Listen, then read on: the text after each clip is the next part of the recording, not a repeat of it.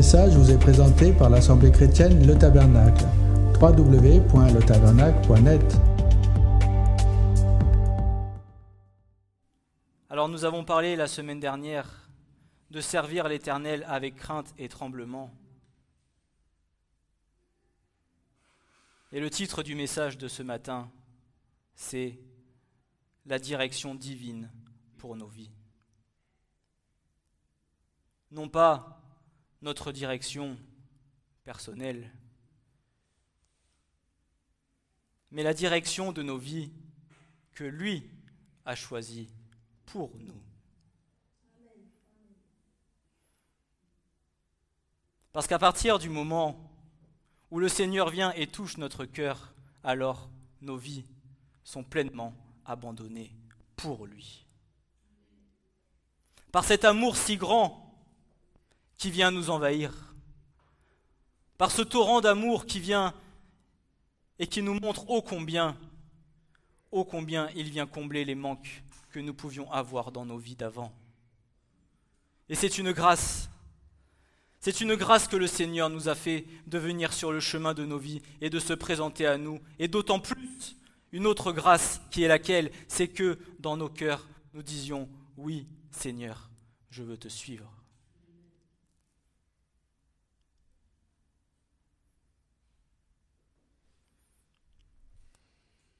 Et parfois, selon nos caractères, selon ceux qui ont toujours tendance à se rabaisser, à se dire « Mais Seigneur, pourquoi moi? Pourquoi tu n'as pas fait la grâce à mon frère, à ma sœur, à mon père, à ma mère ?»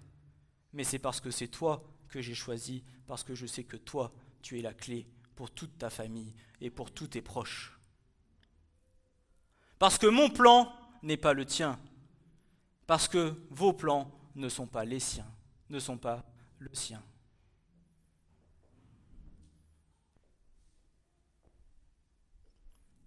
Et la direction que le Seigneur attend que nous suivions est la sienne.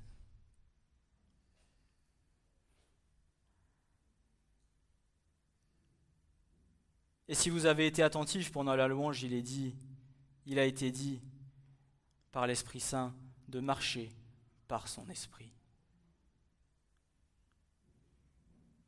Et suivre la direction divine de l'Éternel, c'est marcher selon l'Esprit de Dieu, là où lui veut nous conduire. Et comme nous le disions il y a quelque temps en arrière, selon aussi une prédication de mon frère Francis, jusqu'à où, dans ton cœur, dans ton corps, veux-tu être rempli de la présence de l'Esprit de Dieu? Aux chevilles, aux genoux, aux hanches, aux épaules, afin que le torrent de la grâce nous conduise là où l'Esprit de Dieu te mène. Ainsi en est-il de la direction divine de Dieu. Seigneur, où veux-tu m'emmener? Que veux-tu que je fasse? Que veux-tu que j'accomplisse, Seigneur, dans ma vie pour toi? Quel est ton plan, Seigneur? Conduis-moi dans tes voies, pas les miennes, celles que toi tu as tracées. Parce que je sais que là où tu m'emmèneras, Seigneur, elles seront parfaites. Et tu auras tout prévu d'avance pour chacun d'entre nous.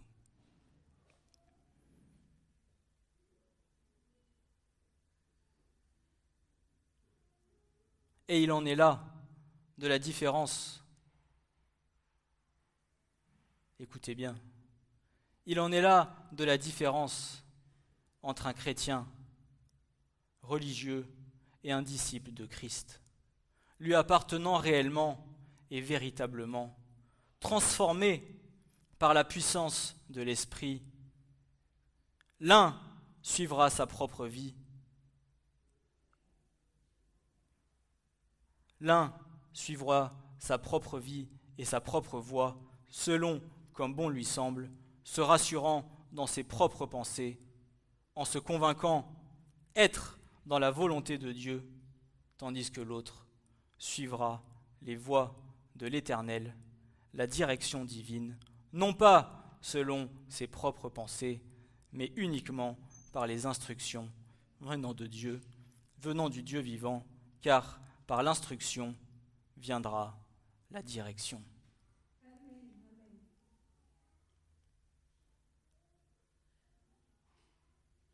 Mais quelqu'un qui viendra à se laisser instruire par l'Éternel, c'est quelqu'un qui passera du temps devant la face de Dieu.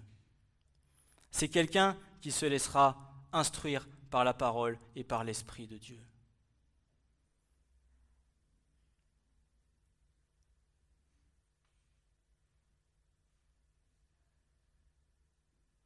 Mais le fait de vouloir être agréable à Dieu ne vient pas uniquement de par notre comportement, de par notre relation avec l'Éternel, mais il en va sans oublier pleinement notre abandon et notre obéissance afin de ne pas suivre le chemin que nous avons décidé de suivre par nous-mêmes, mais que par le torrent de la grâce, nous nous laissions transporter afin d'être guidés dans ses voies et dans ses plans.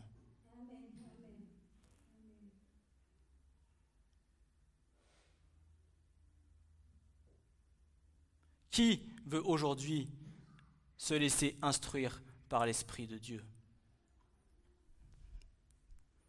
Amen. Gloire à Dieu pour ces choses. Parce que par l'instruction de l'Esprit dans sa parole, alors nous pourrons avoir les révélations et être conduits pleinement et être capables d'entendre et d'écouter la voix de l'Esprit afin que nous soyons chaque jour conduits par sa présence.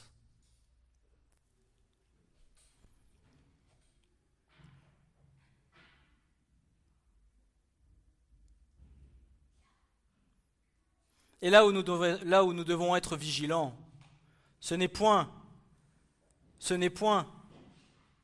de faire.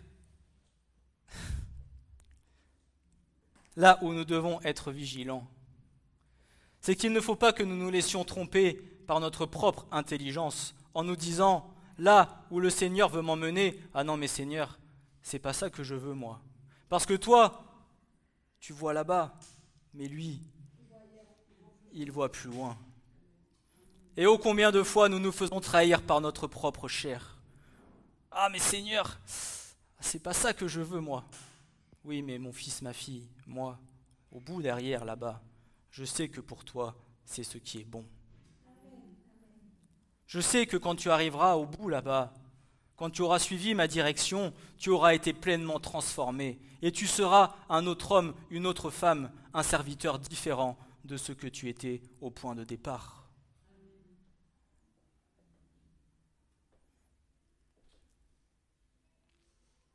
Soyez sans cesse remplis du Saint-Esprit.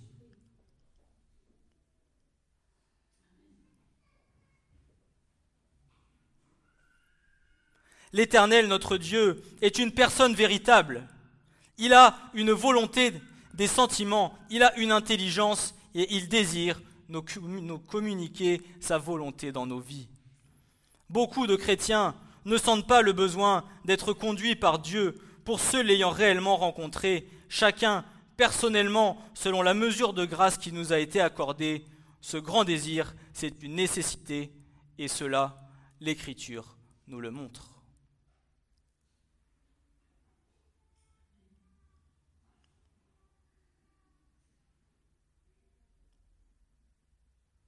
Demandez à un chrétien religieux quel est l'intérêt de suivre Dieu. Je ne sais pas peut-être quelle peut être sa réponse, mais pour certains peut-être serait-il, pour moi l'intérêt, c'est juste d'aller à la messe tous les dimanches et une fois que j'ai fait ça, tout va bien, je suis sauvé. Alors que pour un autre ce sera, moi, suivre le Seigneur, c'est être humble devant sa face, c'est m'humilier devant lui, être attentif à son esprit et me soumettre à sa propre volonté.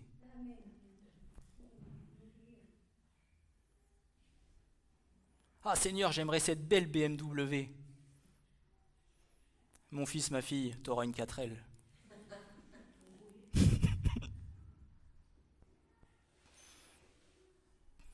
Parce que parfois, nous tenons tant à avoir des choses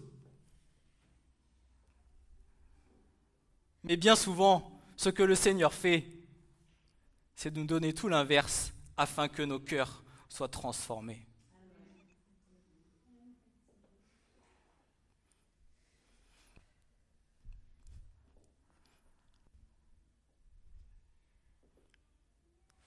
C'était pas dans le prêche.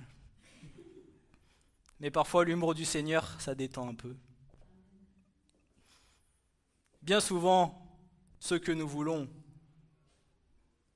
le Seigneur nous emmène à l'opposé afin que nos cœurs soient pleinement transformés par lui. Notre direction n'est pas la sienne, et ce que nous désirons n'est pas ce que lui veut pour nous. Bien sûr, parfois oui, le Seigneur va nous bénir abondamment. Il ne va pas toujours à l'opposition de ce que nous voudrions. Je me souviens au début de ma conversion, mon frère et ma sœur avec Babette, Yvette et Francis nous disaient toujours à Babette et moi, vous êtes les bénis oui oui.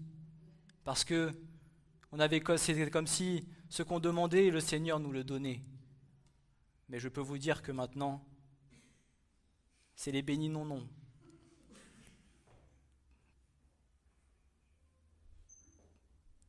Mais le Seigneur nous éprouve autrement par son amour. Le Seigneur nous fait grandir autrement par son amour.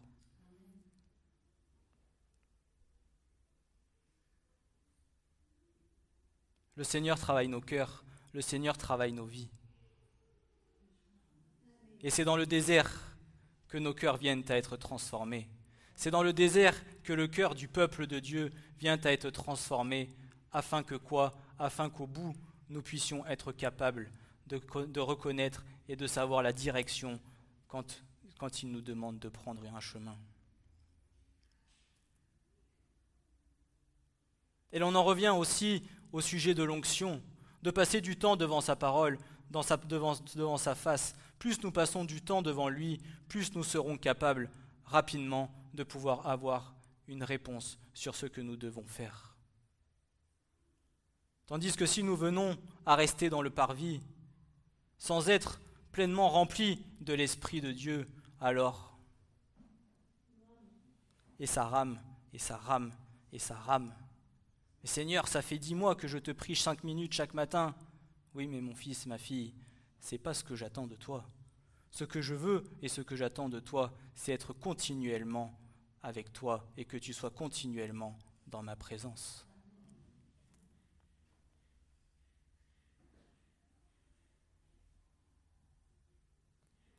Alors on va prendre le passage du prophète Jérémie, chapitre 10 et verset 23.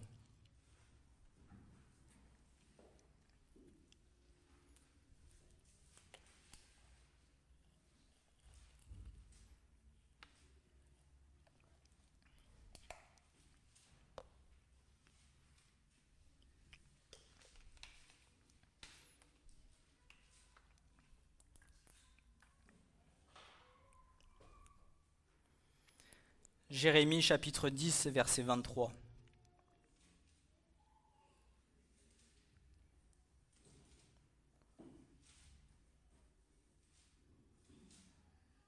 Voici ce que dit le prophète.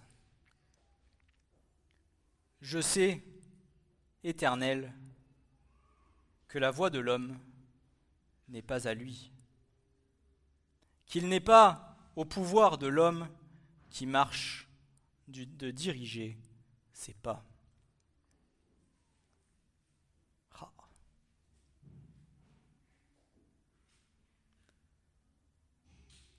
La voie de l'homme n'est pas à lui.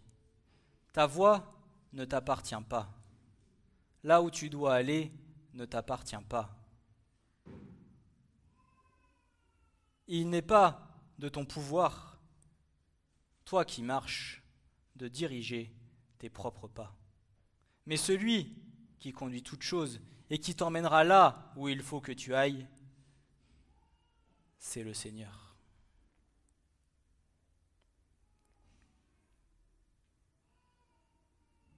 Rien ne t'appartient, rien n'est à toi, tout est à lui. Même ta propre vie ne t'appartient pas.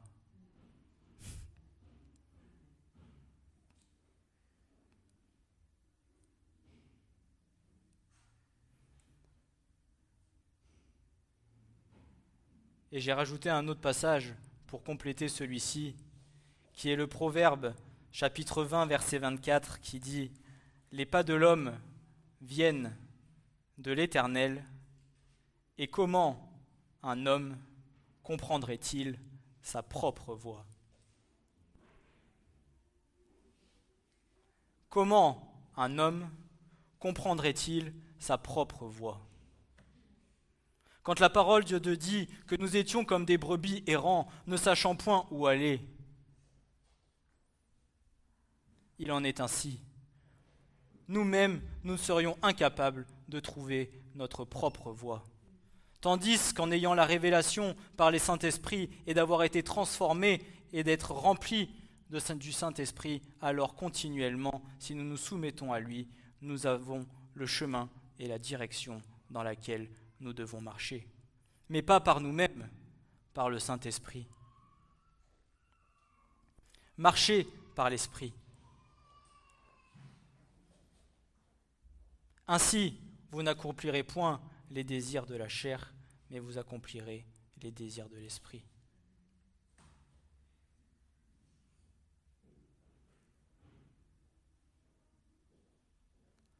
Tout ce que nous avons à faire maintenant, c'est de croire. À quoi?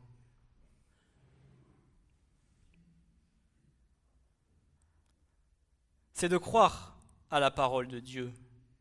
Et de faire quoi? De la lire? Oui. Et de la vivre. Et de la mettre en pratique.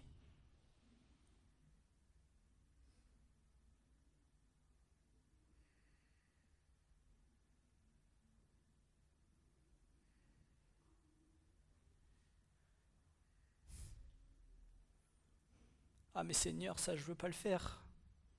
Oui mais mon fils, ma fille, ça, c'est ce que je te demande de faire. Et peut-être que parce que tu feras à l'encontre de ce que toi tu veux faire, tu auras la bénédiction. Regardez Isaac, Abraham avec son fils. Dieu a demandé à Abraham d'aller sacrifier son fils.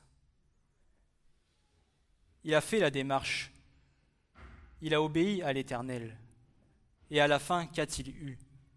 La récompense que son fils soit épargné et qu'il puisse trouver un bouc et sacrifier un bouc au lieu de sacrifier son fils. Mais l'Éternel lui a dit, « J'ai vu, Abraham, le désir de ton cœur. »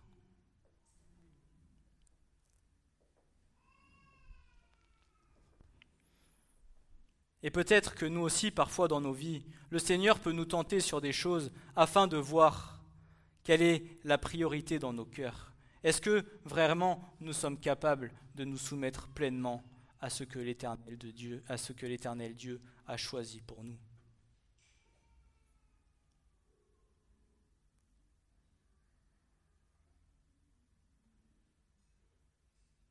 Va, prends tous tes biens et suis-moi. Et ne vends ta maison, vends ta voiture, et toi, suis-moi.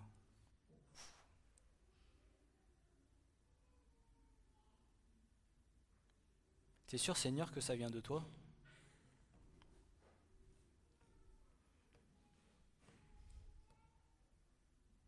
Et pourtant,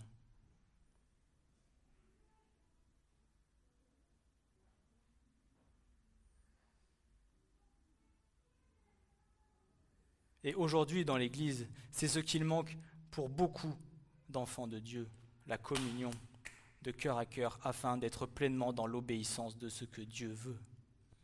Pas ce que moi je veux faire, pas parce que moi j'ai envie d'aller là-bas, pas parce que moi j'ai envie d'évangéliser là-bas, parce que je veux être obéissant au Seigneur mon Dieu. Seigneur, que veux-tu que l'on fasse aujourd'hui pour toi?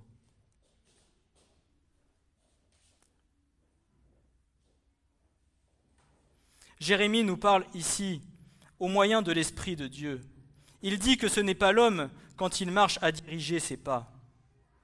Au travers de toute la parole, on découvre que les grands hommes de l'Écriture réalisent toute leur dépendance de Dieu. David disait « Je ne sais pas comment entrer, comment sortir, ni où aller. » Mais il a été sage dans toutes ses voies, et l'Éternel était avec lui. Les grands hommes de Dieu ne sont pas ceux qui vivent loin de lui dans l'indépendance, ce sont ceux qui réalisent combien ils dépendent de lui. Ainsi Jérémie dira « La voie de l'homme n'est pas à lui, qu'il n'est pas au pouvoir de l'homme qui marche de diriger ses pas. » Ce que Dieu veut nous faire comprendre, c'est que ce n'était pas inné dans l'homme de savoir comment marcher dans la volonté de Dieu.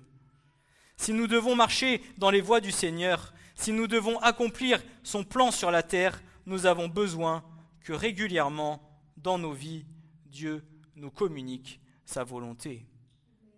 Nous avons besoin de sa direction, et il dira à travers la bouche du prophète Ésaïe, que vous alliez à droite ou que vous alliez à gauche, tes oreilles entendront une parole derrière toi disant « C'est ici le chemin, marche-y ». Ésaïe 30, verset 21.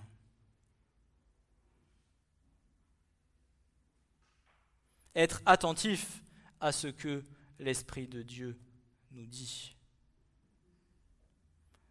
Et nous arrivons dans un temps où nous sommes trop perturbés par toutes les choses du monde.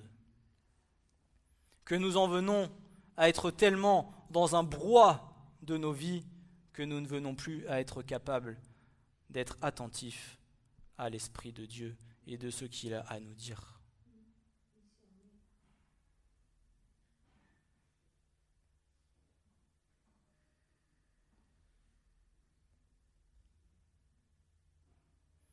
Et c'est vrai que je le dis bien souvent, ce monde va à 1000 à l'heure. On est à peine levé le matin que c'est déjà 17h le soir, qu'il faut faire aller chercher les enfants à l'école, qu'il faut leur faire à manger, qu'il faut les mettre en pyjama, qu'il faut les coucher. Et là, c'est déjà 21h et la journée vient de passer. Et on recommence, et lundi, et mardi, et mercredi, et jeudi, et vendredi, et dimanche. Et les mois passent, et les années passent. Et on est tout le temps dans un brouhaha constant. Mais parce que l'ennemi sait, puisque c'est lui qui est maître de ce monde, et l'ennemi sait comment nous piéger dans ce monde-là où il demeure. Et c'est là que nous aussi, nous devons être vigilants. Je parle pour tous ceux surtout qui sont dans le monde actif. Je vois que pour moi, parfois, c'est un piège. Où ça va tellement vite. Il y a tellement de choses auxquelles il faut penser que finalement, notre cœur et nos pensées ne sont plus rattachés à ce que l'Esprit de Dieu veut nous dire.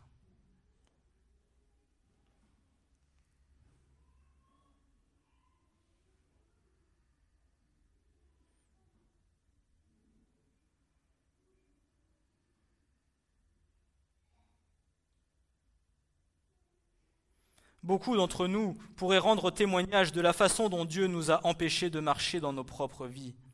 Non pas par punition, mais tout au contraire pour notre bien, afin de rester dans les voies de sa direction.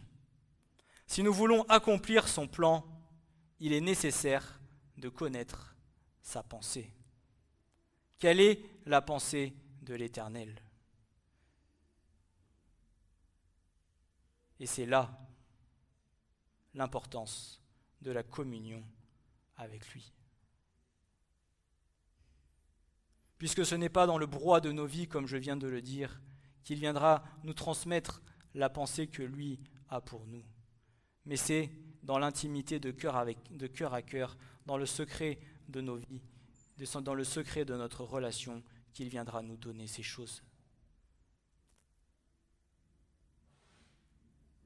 Puisque l'Éternel parle de différentes façons, mais si nous ne sommes pas attentifs à ce qu'il a à nous dire, alors sa parole nous passera à côté.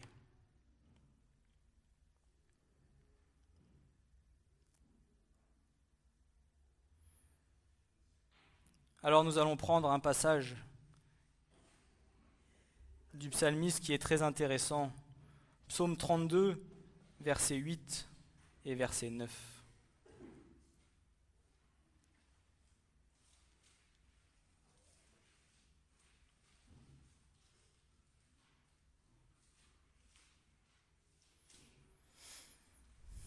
Psaume 32, verset 8 et verset 9.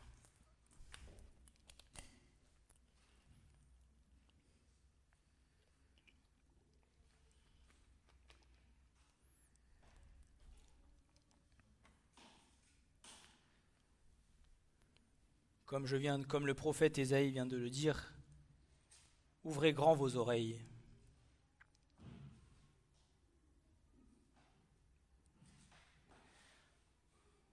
Je t'instruirai et je t'enseignerai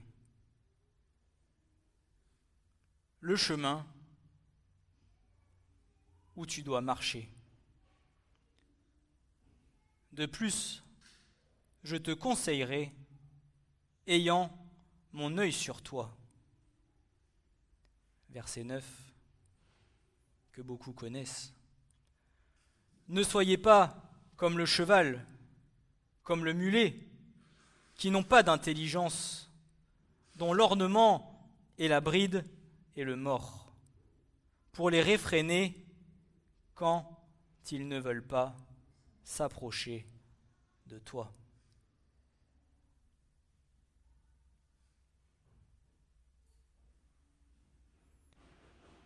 S'approcher de l'Éternel, venir dans sa présence, c'est être capable d'avoir un cœur disposé pour se laisser instruire.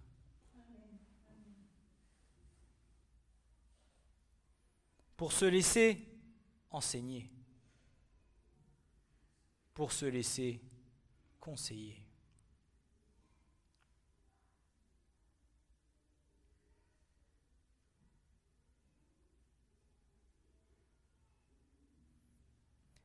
Mais il en vient déjà d'avance d'une disposition de cœur en se présentant devant la face de Dieu, en ne point se disant « Seigneur, je n'ai point besoin d'instruction ni d'explication, je connais tout, Seigneur, j'ai tout compris, merci. » Non, Seigneur, je ne connais rien, j'ai besoin que tu m'expliques, Seigneur, et quelle est la révélation de ta parole, afin que par ton esprit, je puisse comprendre la réelle réalité de ce que toi tu nous dis.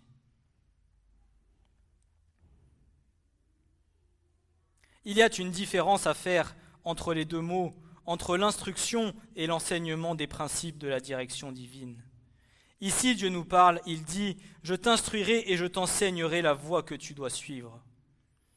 Où voyons-nous le besoin d'être dirigé par Dieu? Au travers de ce verset, dans le fait qu'il y a le fait d'être lui-même un guide est pour conduire. Si nous n'avions pas besoin d'être conduits, alors pourquoi Dieu dirait-il « Je te conduirai », alors cette parole serait inutile. Oui ou non? Si nous n'avions point besoin d'être conduits, d'avoir notre boussole, l'Esprit de Dieu qui vient à nous emmener sur la bonne direction, alors pourquoi la parole de Dieu dirait cela? Si la parole dit ces choses, c'est qu'elles sont oui et amen, c'est qu'elles sont vérité et c'est que nous en avons besoin. Et non pas que pour un certain temps, non pas que pour le temps d'une formation, mais pour toute notre vie. Parce que jusqu'à la fin de nos jours, quoi qu'il en soit, nous aurons besoin de la direction de Dieu pour lui être agréable et pour être sur la bonne voie.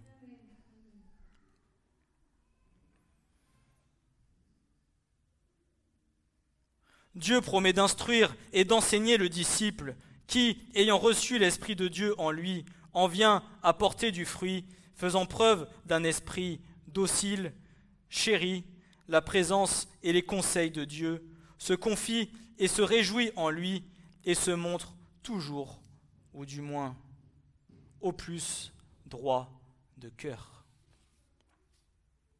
Ainsi, nous voyons le besoin d'être conduits par Dieu dans le fait d'un guide qui nous est pourvu. Nous le voyons aussi dans la volonté de Dieu de nous conduire. Nous avons là le principe, le moyen de direction. Dieu donne un moyen de direction efficace, il promet d'être le guide. il veut nous conduire et il y a pourvu des possibilités, de direction. Si nous n'avions pas besoin d'une direction divine, pourquoi serait-il notre guide? Pourquoi promettrait-il la direction divine? Et pourquoi pourvoirait-il aux moyens de conduire? Ces trois choses, l'instruction, l'enseignement et la direction, à elles seules nous montrent le besoin d'être dirigés par Dieu. Elles en rendent en totalité témoignage de qui il est.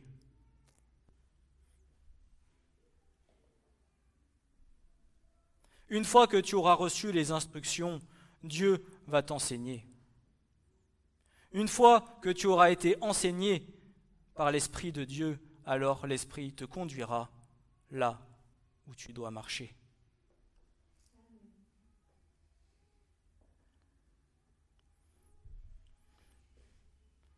C'est pour cela que pour la vie d'un enfant de Dieu, nul ne peut marcher que en priant. Nous avons besoin de la prière, nous avons besoin de la parole, nous avons besoin d'être enseignés. Tu ne peux pas marcher et suivre l'Éternel si tu ne lis pas ta parole. Tu ne peux pas et que tu ne fais que prier. Tu ne peux pas marcher et suivre l'Éternel si tu ne fais que lire ta parole et que tu ne pries pas.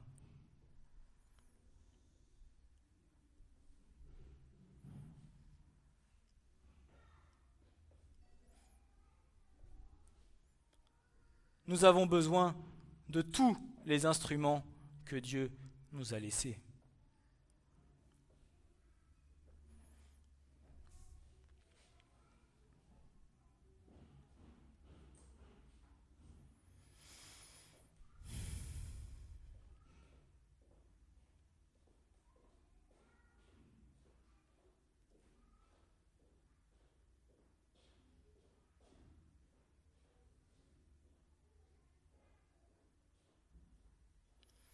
Et le fait d'être conduit dans la direction de Dieu viendra à faire de toi un témoignage de Christ, parce que là où le Seigneur t'aura emmené viendra à avoir du résultat et à porter du fruit dans ta vie ou dans la vie ou dans ce que tu auras accompli avec le Seigneur.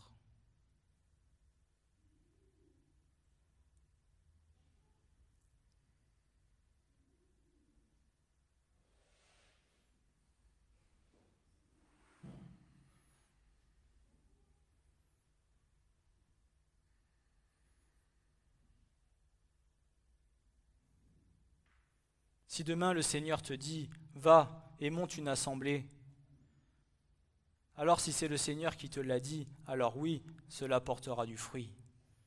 Mais si cela vient de toi, de ta propre chair et de ton propre désir, alors laisse-moi te dire que c'est déjà perdu d'avance. La direction divine n'est pas la direction charnelle.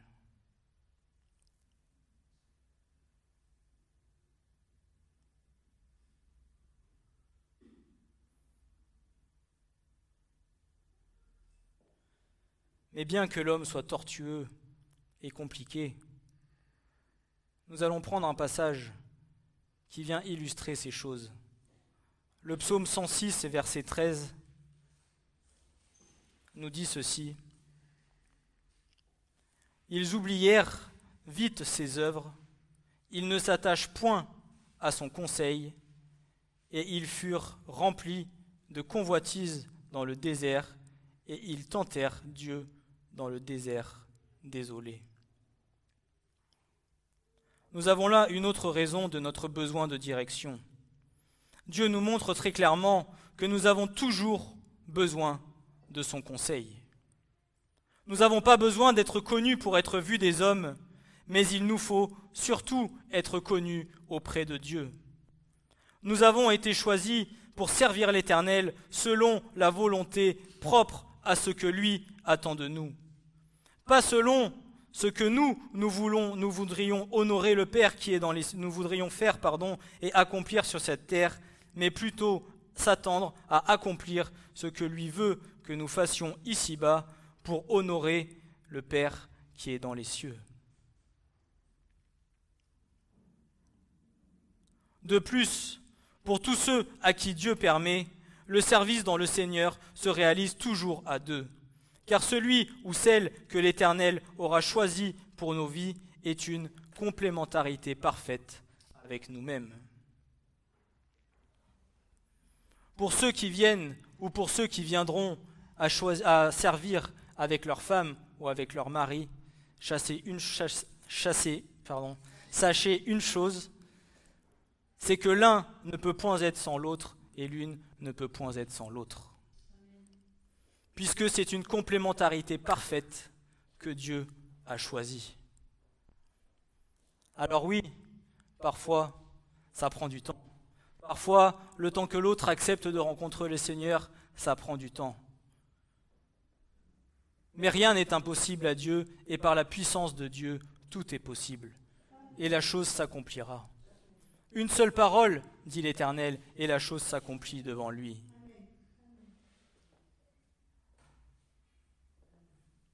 Alors ne perdez pas la foi, mais gardez espoir, parce que toute promesse s'accomplira dans chacune des vies de ceux qui l'aiment et qui le suivent.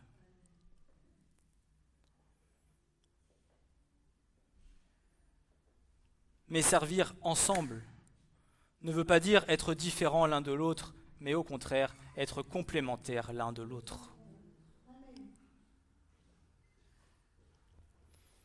Et c'est ce pourquoi le Seigneur nous a donné à chacun une seule femme ou un seul mari.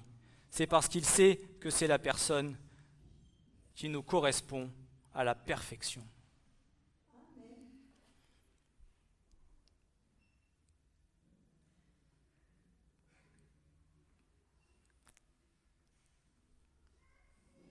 Il faut aussi encourager. Mais je sais que le Seigneur va faire de grandes choses au milieu de nous. Et parfois même, quand nous ne nous y attendrons pas, nous serons surpris de ce que Dieu va faire.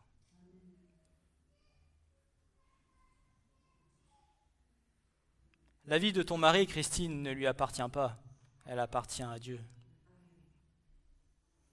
Et peut-être tu reviendras et le Seigneur l'aura transformé, et il reviendra en chantant des louanges. Tu reviendras et il chantera des louanges et adorera le Seigneur.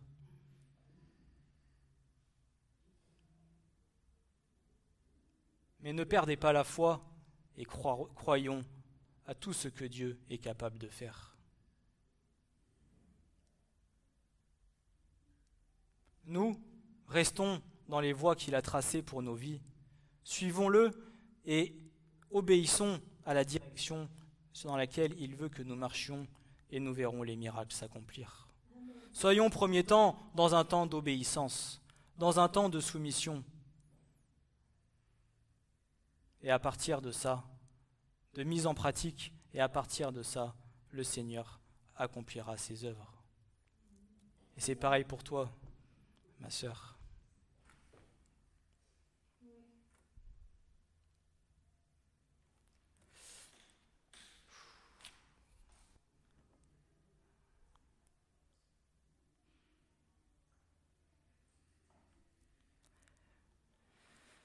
Paul dira dans l'Épître aux Romains, chapitre 12, versets 1 et 2, « Je vous exhorte donc, frères, par les compassions de Dieu, à présenter vos corps en sacrifice vivant, saint, agréable à Dieu. Ce qui est votre service intelligent, et ne vous conformez pas à ce siècle, mais soyez transformés par le renouvellement de votre entendement pour que vous discerniez quelle est la volonté de Dieu, comment elle est bonne, elle est agréable et elle est surtout parfaite. » Ce passage nous montre beaucoup de choses concernant la volonté de Dieu. Il nous enseigne tout d'abord que nous pouvons connaître sa volonté, que nous devrions la connaître, et il nous enseigne quelques-unes des conditions pour cela. Par exemple, nous devons offrir nos corps comme un sacrifice vivant. Voici ce que veut dire l'apôtre Paul. Nous devons apporter nos corps avec toutes leurs facultés sous la domination de Dieu. Afin de comprendre la volonté de Dieu, il est nécessaire que nous subissions une transformation de notre esprit, et ceci, frères et sœurs, est très important, car les pensées de l'homme sont diamétralement opposées à celles de Dieu. Nous pouvons avoir la pensée de Dieu quand nous nous donnons à Dieu, quand nous vivons une vie de prière, quand nous passons du temps avec Dieu. Le manque de prière est le fléau de beaucoup de serviteurs de Dieu aujourd'hui, et cela l'est aussi de nombreux chrétiens. Voici ce qui se passe en nous lorsque nous passons du temps devant Dieu. La pensée de l'homme est complètement opposée à celle de Dieu. Mais maintenant, par la présence avec le Seigneur, l'homme va rentrer dans la présence de Dieu. Il veut passer du temps avec lui. Et voici ce qui se passe. Quelque chose commence à changer en nous. Même dans notre manière de penser devient différente et il y a une approche très lente vers la façon de penser de Dieu. Dans la mesure où l'homme passe du temps avec lui, son esprit et sa pensée sont amenés en harmonie avec ceux de l'Éternel et il a maintenant la pensée de Christ en lui. Il sait comment Dieu agit et à beaucoup d'égards, il sait comment Dieu pense. Je ne veux pas dire qu'il connaîtra absolument toutes choses, mais l'homme comprendra Dieu de plus en plus.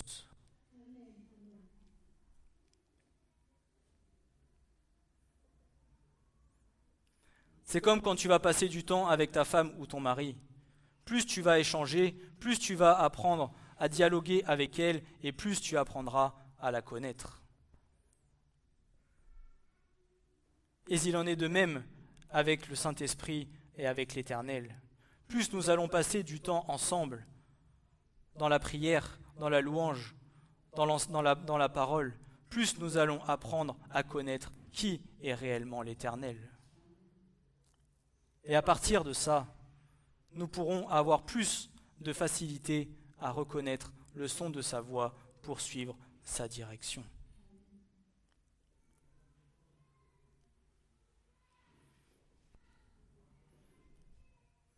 Vous savez, quand j'écrivais le message, je me disais, c'est vrai qu'en fait, Seigneur, t'es pas compliqué, c'est simple.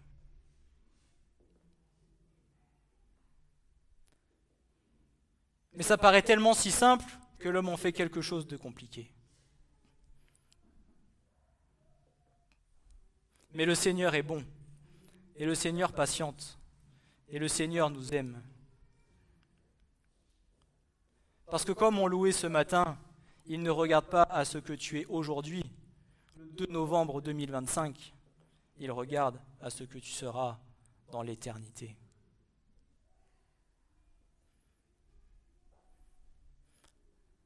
Alors ne te mets pas un miroir devant ta face en disant « que je suis moche ». Non, tu es beau, tu es belle aux yeux de Dieu et le Seigneur t'aime.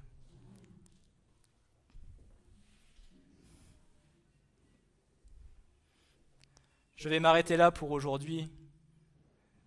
J'ai donné que la moitié du message. En tout cas, que le Seigneur vous bénisse pleinement à travers ces paroles. Que cela puisse travailler vos cœurs et que nous tous, nous puissions être capables de suivre la direction que Dieu veut pour nos vies, afin, d'une part, de ne pas avoir de problème, et deuxièmement, de lui être agréable. Ou je dirais, de lui être agréable pour ne pas avoir de problème. Que le Seigneur vous bénisse à tous. Que sa parole puisse vous remplir, que sa parole puisse vous enseigner, que sa parole puisse vous instruire, que sa parole puisse vous conseiller. Mais parce que la parole de Dieu le dit, alors elle l'accomplira. Amen.